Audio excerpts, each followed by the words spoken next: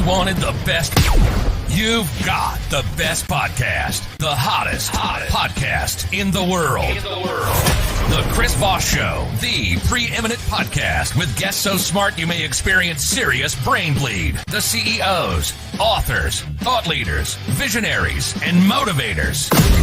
Get ready. Strap yourself in. Keep your hands, arms, and legs inside the vehicle at all times, because you're about to go on a monster education roller coaster with your brain. Now, here's your host, Chris Voss.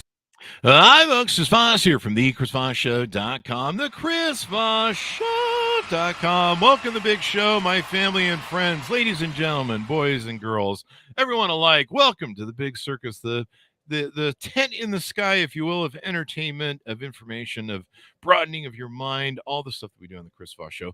14 years and almost 1,500 episodes now. We're just growing like a weed. 2 to 3 episodes a day. If you're not tuning in for all the great stuff we're putting out all the time, the brilliant minds and everything else, you're just losing out. You're just losing out. Like you'll probably lay in bed at night and go, I miss listening to the Chris Voss Show tonight. I don't think I'll ever be the same. I'm going to have to catch up tomorrow. Anyway, as always, these are the setups we do for the silly plugs. Please go to youtube.com/Chris Voss, goodreads.com/Chris Voss. I have this picture in my head of people losing sleep at night over that. Go to linkedin.com/Chris Voss, TikTok at Chris Voss1. And hey, also, we're on that new Threads thing from Instagram. It's the new Twitter competitor. So follow us over there. I think it's Chris Voss Official, and the Chris Voss Show is there as well. Today we're talking about some amazing stuff, some amazing journey. You have a little bit of car business, and we have a gentleman on the show. And if you're not watching on YouTube, you're definitely missing out, because there's a beautiful sort of ZZ Top-ish, what we call it, antique, older style, but new style. We'll get into what that means on the show behind him. So make sure you check out the YouTube video as well. We have on the show with us today a gentleman who has a company that's making electric cars, and he has more than 50 years of experience with it. And we're talking about his company, Shockwave Motors, and some of the roadsters and trikes he's making and everything else. So we'll get into the deets on that. For more than 50 years of experience with electric vehicles, John Q. McMillian has been working with electric vehicles. At 12 years old, he designed and built an electric go-kart at a top speed of 30 miles per hour in high school physics class. He researched, designed, and executed the conversion of an NSU Prince. We'll have him tell us what that is. In college, he researched a bit of variety of electric cars, including one from the ground up. And after majoring in transportation, earning an MBA from the University of Tennessee, he spent 8 years on active duty with the Air Force. The last assignment was a missile combat crew commander for the Titan II ICBM system at Little Rock AFB. And while in the Air Force, he continued to design and convert cars to electric power. This guy has some things about electric power, but he sure saw the future coming. He designed the Defiant EV3 Roadster with the ground up to enhance power and performance and lower electronic vehicle costs. Presently resides in Cherokee Lake in East Tennessee, living in a passive solar earth-sheltered home of his own design. So there you go. Welcome to the show, John. How are you? Thank you, Chris. It's a pleasure to be here, and I'm doing great. Awesome sauce. And we're looking at this beautiful car behind you. We'll get into some of the deets of it, but okay. I want to tease that out to our audience that needs to watch the YouTube. So give us a .com so people can look up your company and what you guys do on the internet. Yeah, it's shockwavemotors.com. And we have pictures, videos, so forth, lots of information about our vehicles that we're working to produce. There you go. And in your bio, we cited an NSU Prinz. What is that? That's a small European car. I don't even know how it ended up in East Tennessee, but I came across it in the junkyard, and I think my dad and I paid like $50 for it, and we had to haul it off. Wow! And so that was the first conversion I did in high school. There you go. Used came all the way from Europe and ended up in Tennessee. Were they using Apple Maps right, or something? Yeah. Ended up using golf cart components for most of that one. This was 68, 69. There wasn't a lot of EV components out there at that time. There you go. So give us an overview of what Shockwave Motors is and does. Well, what we're doing is we're reshaping the way people think about driving to work. You see a lot of vehicles out there. Tesla's wonderful car, beautiful cars, high tech, 250, 300, 400 miles to range. But the average commuter only drives about 25 to 30 miles a day. They Mhm. spend less than an hour driving to and from work, and Mhm. that vehicle sits for 23 hours a day. So Yeah. our goal is to be able to provide some fun, utility, safety, and put a smile on your face when you're driving to work in one of our roadsters. These roadsters are priced less than the average cost of a used car. Wow. Yeah. And And what really, yeah, go ahead. and the costs of cars, especially new, have gone through the roof. Oh, through the roof. Yeah. Yeah, Yeah. insane. And the beauty of it is what really sets us apart. Not only do we have good speeds and drivability, but you've got a range of approximately 100 miles per charge, which is plenty for a daily commuter. But what really sets it apart is you plug it into any standard 120-volt outlet anywhere Oh, really? or at work. 8 hours later, you've got a full charge. So I can charge So almost anywhere. I don't have to have one of e- those little power station things at my house. exactly any Wow. standard 120-volt outlet you can plug our vehicles into, get a full recharge. So you've got technically up to a 200 mile per day range without having to do anything except plug it in at night to your outlet. I'd be one of those guys that forget to charge it, so I just pull into 7-Eleven and be like, "Hey, if I pay a big gulp, can I just plug in for about 5 minutes here?" Yeah, five, But, 10 minutes. That helps still, them. that's pretty brilliant because I know friends, they have to, like, have their whole house redone because they have to get one of those power Exactly. stations for their things, and then you gotta have, like, a station at work, so they gotta Yep. install one of those in the office, and sometimes they do, sometimes they don't. So, this is pretty interesting. You seem to have had a storied history and a fascination with electronic vehicles. Give us your hero's journey story on that, and what got you down that pathway? Well, I'll tell you, one of my earliest memories is of my dad and me sitting on the kitchen floor, and we were cleaning up an old car starter motor. He was talking to me about it and all that. But his idea was to put it on my little red pedal tractor. Mhm. He wanted to turn it into a little battery powered toy for me. Well, I got to tell you, that sure made an impression on me. And those toys now are everywhere. They're all little battery powered cars are everywhere now for kids. But that was a long time ago, as you can tell by the gray hairs, and it sure made an impression on me. As you mentioned, did a go kart in grade school, the science project for not science project, but the physics project for physics and so forth, and just been one thing after another. And a number of years ago, decided I wanted to. I've been converting for vehicles for years. In fact, the footnote for you: one of the oldest vehicles we ever converted to electric power Mhm. was 1914 Model T. Oh, really? It was gas powered.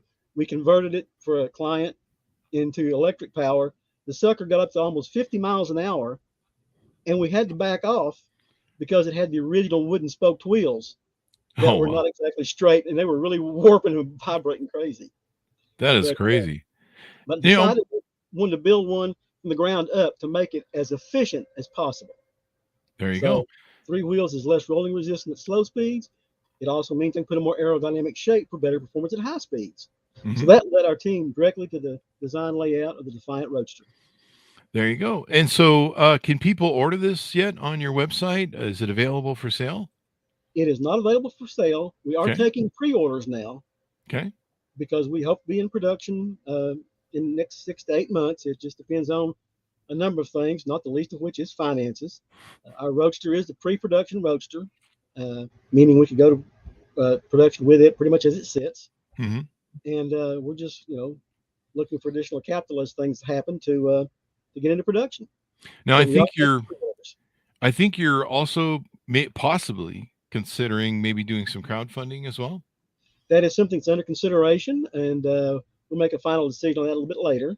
Mhm. But that's something we're looking at. So people should just follow your website, get to know you guys better, see what you guys are doing over there, and try and just keep abreast of all the stuff that's going on. In fact, to see here on the website, the Defiant E3 electric roadster, uh, I think it was $3 per commute up to 200 miles a day for about Yeah, $3. yeah, that's right. It's Wow. it's incredibly economical. Yeah, and it's a beautiful looking car. Thank you. When you first came on the show, it looks like it kind of has a bit of a feel of the ZZ Top Eliminator sort of Yeah. vehicle. Yeah, that old style roadster, if you will. Mhm. And does the top come off? It does indeed. It latches in place, Ah, there and you go. you can lift it right off. It's one on each side. Lift it right off. Hmm.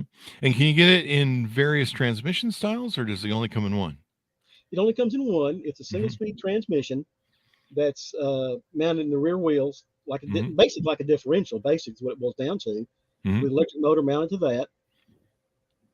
There you go. And you just I know. top I know. My speed where it's youngster nephew. He's like, everything has to be a stick shift. I'm like, I don't think electronic cars come with stick shift. actually they can. The conversions Really? did. Yeah. We did conversions with them, yes, and that was cool because you could actually decide what gear was most economical for you. If you're driving around inside of town, 25 miles an hour was all you did. We stayed in second gear for the most part. There you go. And so you guys have a newsletter. People can follow what's going on. Now, Hmm. do you have more than one car that you're selling? We do. We have the Defiant Roadster you see behind us, and Hmm. we're also prototyping what we call the Draco Sports Trike, Ah, and it's a basically it's like a sandrail dune buggy, ah. and it's powered by a single hub motor in the rear. It has two wheels in front and one wheel in back. Hmm.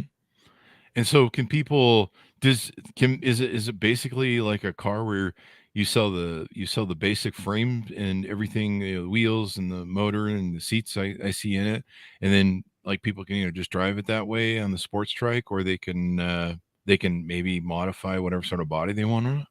Yeah, we don't have a body for it yet, and Hmm. actually, we found that we showed it for the first time to the public about a month ago, and they loved it like it was. Uh-huh. They loved the dune buggy look, sandrail buggy look.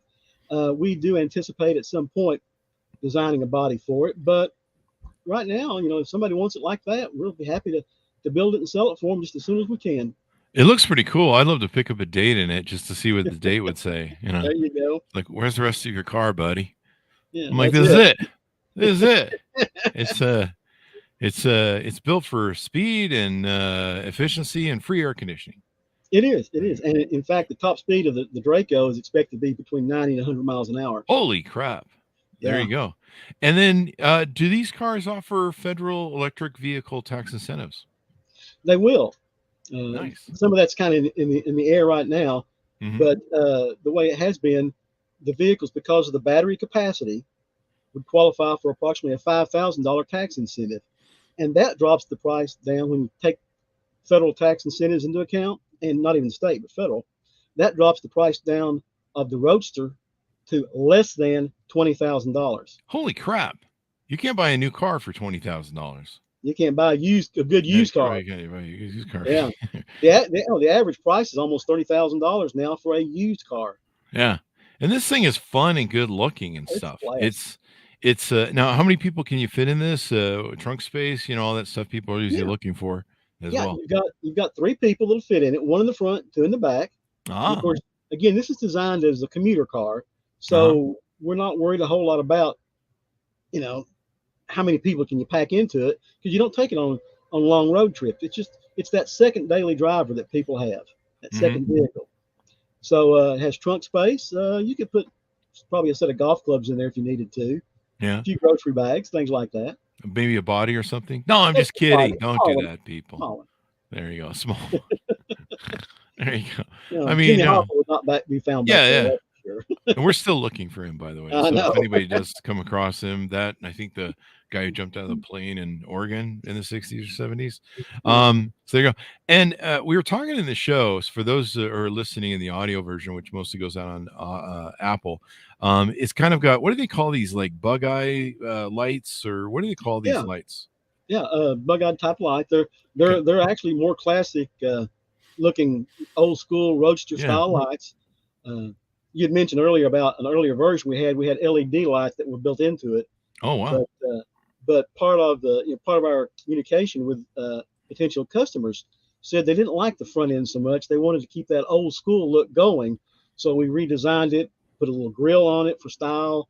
The bug-eyed lights you're talking about all help complete that look. There you go. And it's got a cool grill down the front. And tell us Yeah, about the flare on the over the wheels and stuff, because that's kind of special and unique, I think. it is, and the way we did it, the way we found out about it, that people were having some questions about the style, was we were at a show demonstrating the Roadster, and there was this guy standing behind a tree. Uh-huh. He was like this, and he'd go look like this, look at it for a minute, and he'd go look like this for a minute, and he'd go back like this for a minute. Finally, we said, "What are you doing?" And he said, "Well," he says, "I love the old school back end of the Roadster. I love that style, love that retro look you got going." But he said that front style with those LED lights and no fenders, he said it just doesn't match the back. So we said, "Okay, we're going to listen to you," and we did. We talked to other people for months, and they agreed that we should continue the old school look. So what we did, those are basically styled after a 32 Ford Roadster, Oh, and those wow. are rear fenders that are mounted in the opposite direction on the front end. In other words, a back right fender is flipped and mounted on the front left side of the car. Oh, So wow. it has that more round looking front and then trails to the back instead of trailing in front and rounding to the back like it really did. But it still continued that old school look. And So it's got an old school look with 2023 electric technology in it. yes, I remember with my dad growing up, he was always kind of into new stuff and solar and electronics because we went through the 1970s fuel crisis, right. the oil embargo and stuff, and so everyone was searching for alternative fuels at then. But the costs and the technology and everything was pretty high. Hmm. And so now it seems like that future is finally caught up and arrived and it is widely accepted too. It seems, people are like, "Hey, I'd rather have an electric vehicle." And my friends love them. Hmm. Yeah. And they seem to be cheaper to run. I never bought one yet, but I guess I need to get around to it.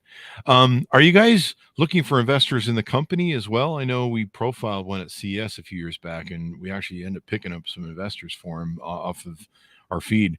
Hmm. Are you guys looking for investors in the company per se, as opposed to the car? Yes, it's investors in the company. Yes, Okay. yes. We want and regardless of how we do it, it'll be equity shareholders. Mhm. There you go. And so people can order a car if they just want to, or they can talk to you about investing in the company. That's exactly right. There you go. And either We've way, I got guess it's a we've got pretty good over investment. in the last few years. We've had over two, and we're not actively selling them yet, obviously, Mhm. but we've had over 200, actually pushing 250 now, people that have told us in writing, when you're in production, we want to buy one. There you go. And they're So unique. I mean, yeah, people like something unique that's kind of a flavor that no one else has. I I, think I, that's a I was gonna say I can't even drive to Walmart. That that yeah. that that 15-minute trip to Walmart becomes an hour and a half because people stop me. They want to see what we're doing. And they like the car and want to talk about it. Yeah, it's cool. I should probably buy one and show up on You dates. I mean, probably should. they won't know what to do. They'll probably be like, "How much does this cost?" So I noticed that on the two different models, one is they're both trikes. One has got a one wheel in the front, and then the other one has a one wheel in the back. Do I have that correct? That's correct. The Defiant is one wheel in the front, two wheels in the back. It's a traditional trike, and then the Draco is a reverse trike with Hmm. two wheels in the front, one in the back. And one of the things that we like about the Roadster is its design. Mm.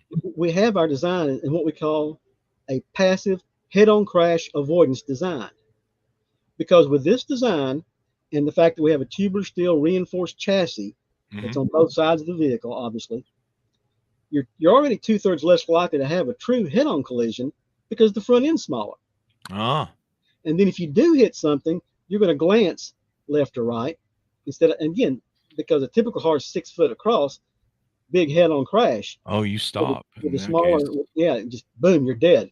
With Yeah. this one, you hit and you tend to glance off. You're two-thirds less likely to have a true head-on collision, and you'll Mhm. glance left or right, which is better than a true head-on stop dead crash. Yeah, you'll take less force and Yeah, you don't come to a complete stop if and you of hit it course, right.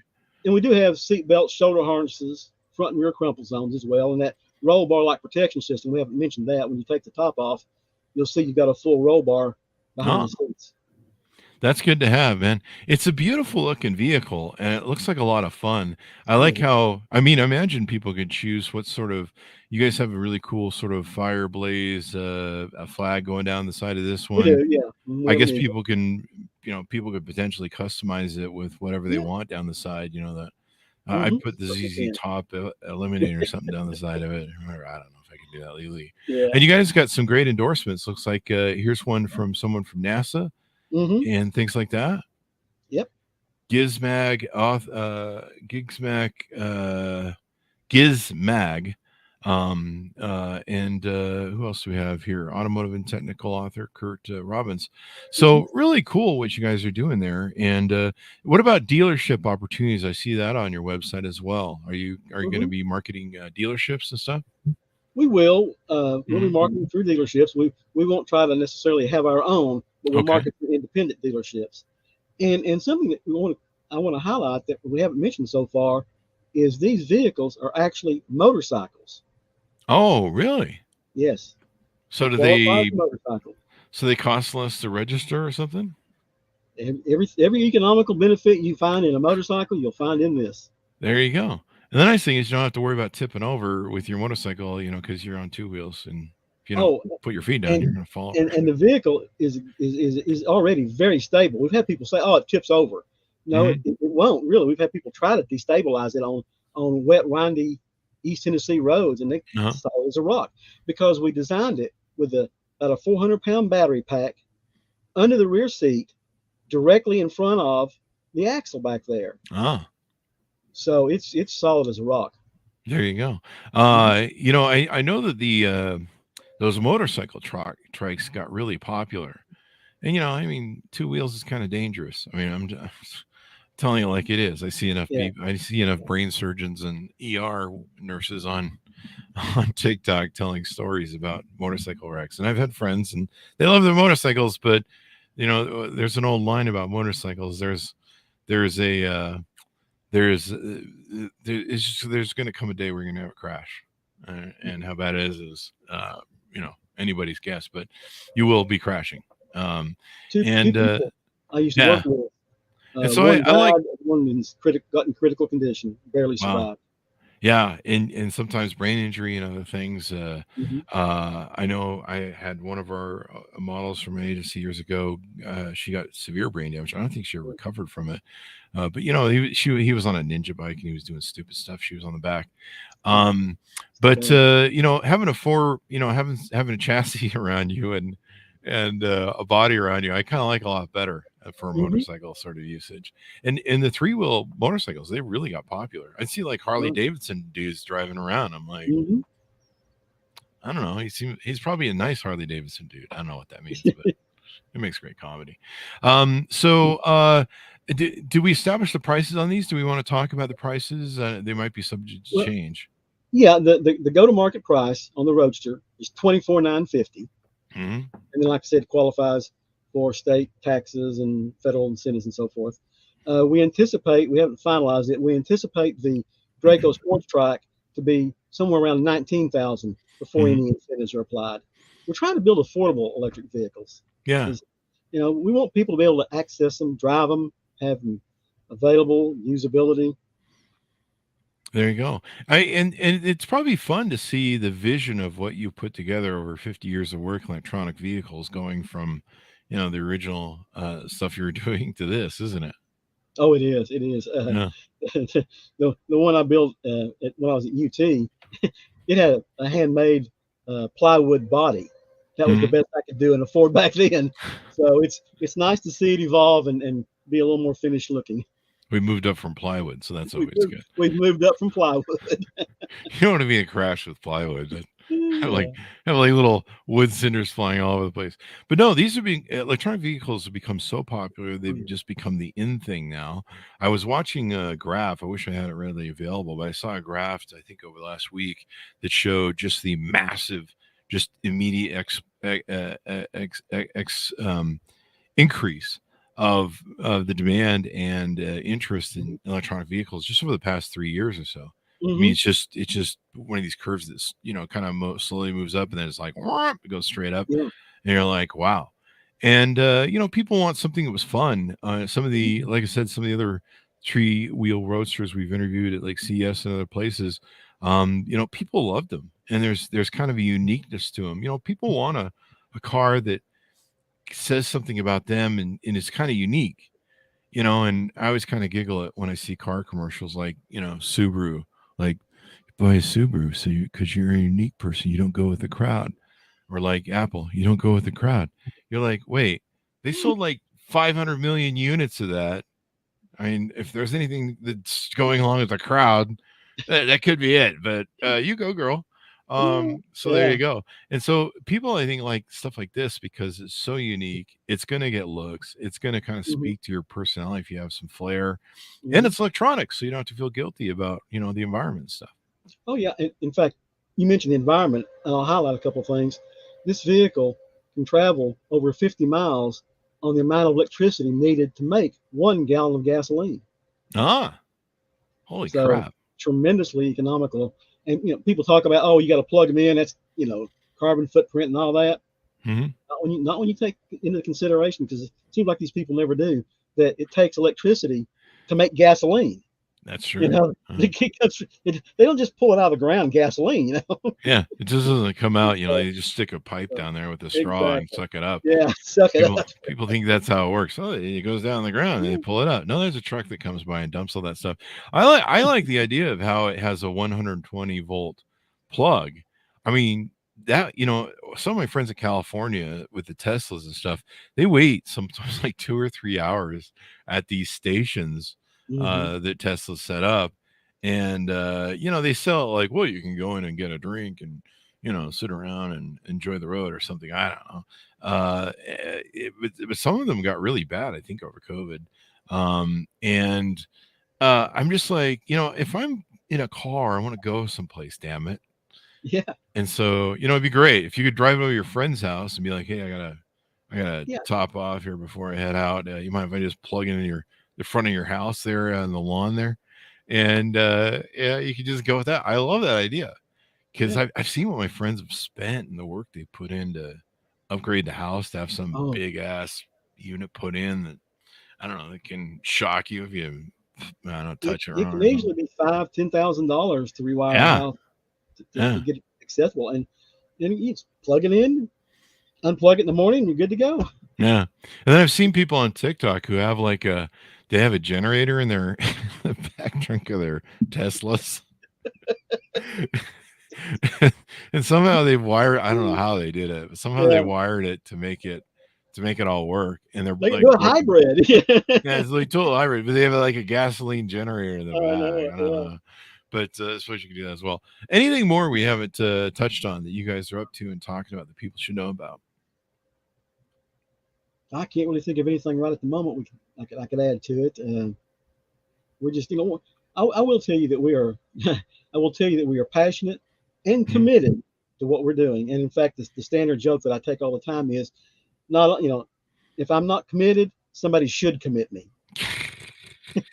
Sounds like my podcast. Yeah. Sounds like everything I do in life. But no, I mean, the passion and commitment you've had for 50 years and what you put into these is pretty amazing. The standard battery configuration on the Defiant, up to 100 miles for a standard single charge, and a daily range of up to 200 miles with an 8-hour charge from a standard 120 outlet. That's pretty darn incredible. And then I think there's on the Draco Sports Trike, a range of 150 miles daily, up to 300 miles on a 9-hour charge. Lighter, yeah. It's a little lighter, so it's going to accelerate faster and use less power. There you go. There you go. And you're gonna have a lot of fun with it. The chassis is so light. Before we put the components, the front wheels, the hub motor, and all that, 2 people could pick up the steel chassis. It's that lightweight. Really, that car? It's that car. Yes, that chassis. 2 people could pick it up before we added the battery and the wheels. Steering and all that. Yeah.